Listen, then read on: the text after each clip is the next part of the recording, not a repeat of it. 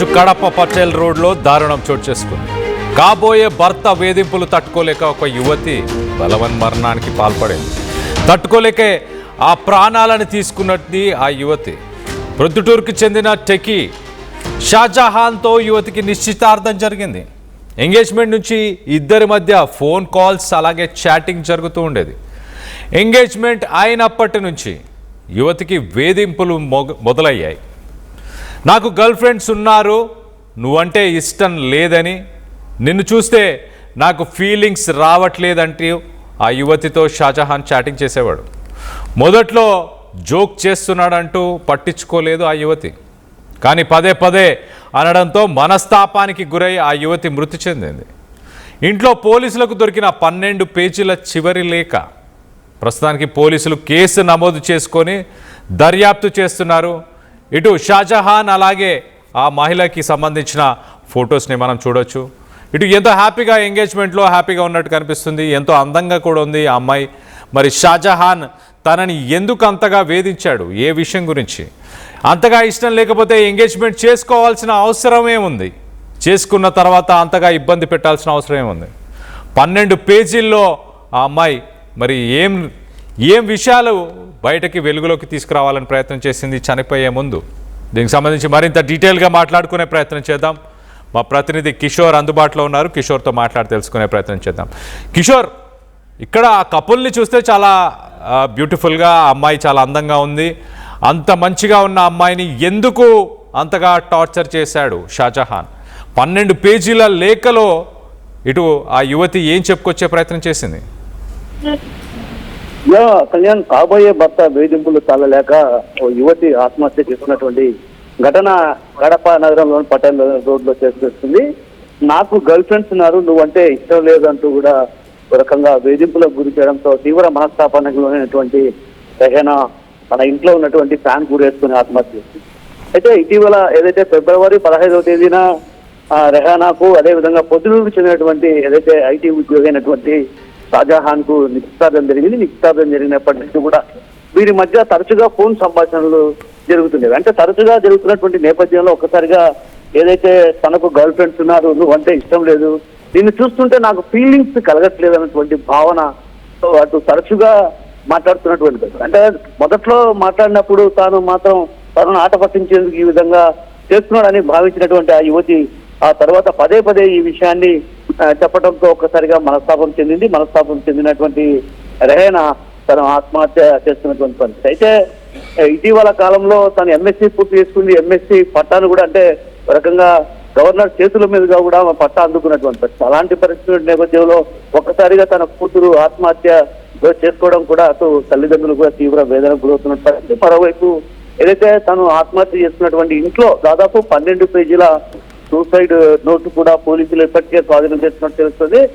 అయితే ఆ suicide note లో ఏముంది, అసలు ఆ సూసైడ్ నోట్ లో ఎలాంటి సమాచారం ఉంది, అదే విధంగా ఏమేమి అందులో ఉన్నాయన్నటువంటి విషయం పైన కూడా అటు పోలీసులు ఆరాధిస్తున్నారు. మరోవైపు ఇప్పటికే కేసు నమోదు చేస్తున్నటువంటి పోలీసులు ఆ సూసైడ్ నోట్ లో ఏమేమి విషయాలు ఉన్నాయన్నటువంటి విషయం పైన కూడా అటు లోతుగా దర్యాప్తు కొనసాగిస్తున్నారు. ఏది ఏమన్నప్పుడు కూడా రకంగా ఇష్టం లేనప్పుడు తొలుత ఏదైతే నిశ్చితార్థం సందర్భంగానే తనకు ఆ యూత్ తో ఇష్టం లేదు, పెళ్లి చేసుకోవడానికి అంగీకరించకుండా నిశ్చితార్థం జరిగినది కాదు. కానీ తను నిశ్చితార్థం చేసుకున్న తర్వాత తన వ్యవహార శైలి అటు వింత ప్రవర్తన ఆ యువతిని ఒక రకంగా బలితీస్తుందనే చెప్పాలి. ఈ నేపథ్యంలో ఈ విషయం పైన కూడా అటు పోలీసులు పూర్తి స్థాయిలో ఆరాధిస్తున్నారు. ఏం జరిగింది, వీరి మధ్య జరిగినటువంటి సంభాషణలు ఏమేమి జరిగాయి అన్నటువంటి వాటిపైన కూడా ఆరాధిస్తున్నారు.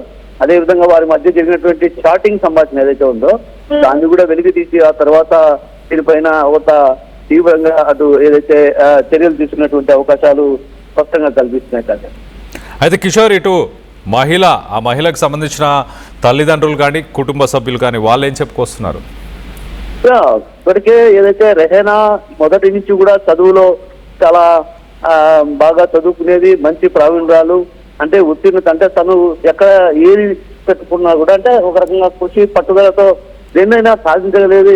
కాబట్టి ఒక రకంగా ధైర్యంతో ఉండేది. అంటే ధైర్యంగా ఉండేటువంటి నా బిడ్డ ఒక్క రకంగా తను వేధింపులు ఏదైతే తరచుగా ఈ విధంగా వేధించడం వల్ల నా కూతురు ఆత్మహత్య చేస్తుంది. అయితే ఈ విషయంలో షాజహాన్ది తప్పుంది కాబట్టి ఖచ్చితంగా షాజహాన్ కఠినంగా శిక్షించాలి. ఎందుకంటే నిశ్చితార్థం అయిన తర్వాత, ఏదైతే నిశ్చితార్థానికి ముందు తన కూతురుతో ఇష్టం లేదన్నటువంటి విషయాన్ని చెప్పింటే ఈ నిశ్చితార్థం కూడా చేసుకునే వాళ్ళం కాదు అని నిశ్చితార్థం చేసుకున్న తర్వాత ఫోన్ లో వీళ్ళిద్దరు మాట్లాడుకుంటున్నటువంటి నేపథ్యంలో అటు చాటింగ్ లో కూడా ఇంటే ఇష్టం లేదన్నటువంటి విషయం, అదేవిధంగా ఫీలింగ్స్ రావడం లేదు అంటే ఒక రకంగా ఏదైనా సాధారణ మహిళలు ఎవరైనా కొంత మనస్తాపం చెప్తారు. ఎక్కడైనా సరే మహిళలు ఎవరైనా సరే కొంత వాళ్ళు తీవ్ర వేదనకు గురయ్యేటువంటి పరిస్థితి కనిపిస్తుంది. కాబట్టి నా బిడ్డ వేదనకు గురై ఈ విధంగా ఆత్మహత్య చేస్తుంది కాబట్టి దీనికి కారణం అంతా కూడా షాజహాన్ కాబట్టి షాజహాన్ పై చర్యలు తీసుకోవాలంటూ కూడా అటు పోలీసులను డిమాండ్ చేస్తున్నటువంటి పరిస్థితి. అయితే ఈ విషయం పైన ఇప్పటికే పోలీసులు కూడా అటు ఏదైతే చాటింగ్ వ్యవహారాలు కావచ్చు, అదేవిధంగా లభించినటువంటి సూసైడ్ నోట్ను ఆధారంగా చేసుకొని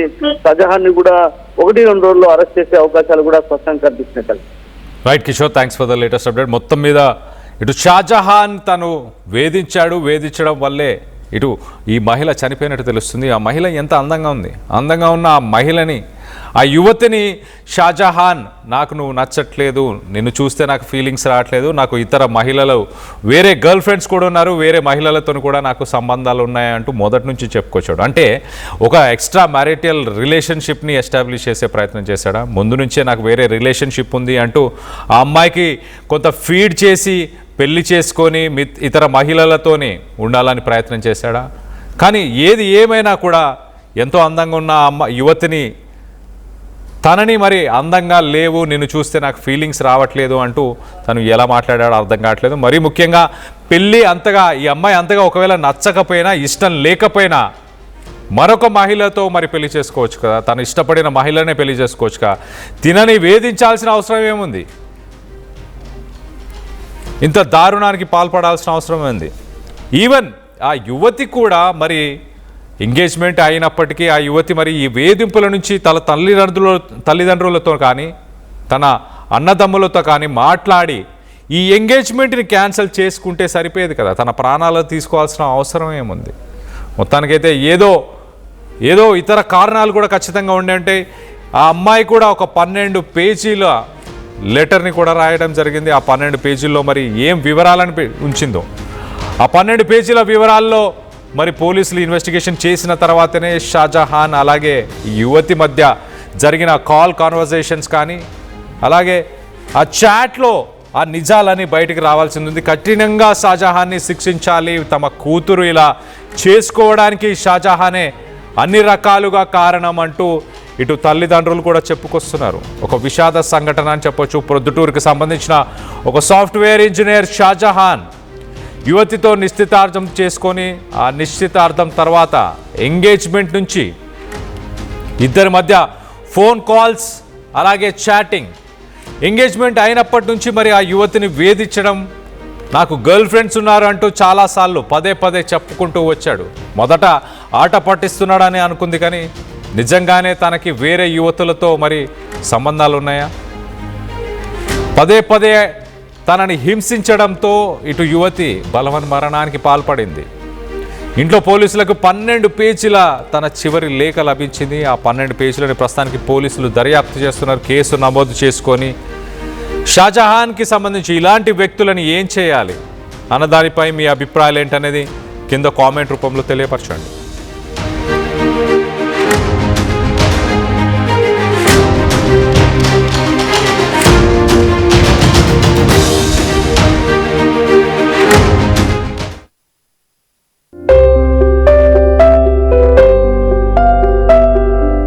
చిన్న ఆనందాలు 35 ఏళ్లుగా నా జీవితంలో లేవు.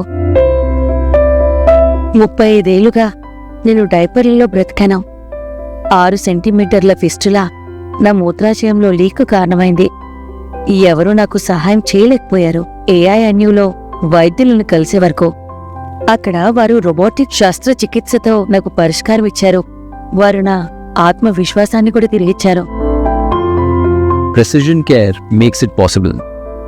The Center for Robotic Surgery at AINU.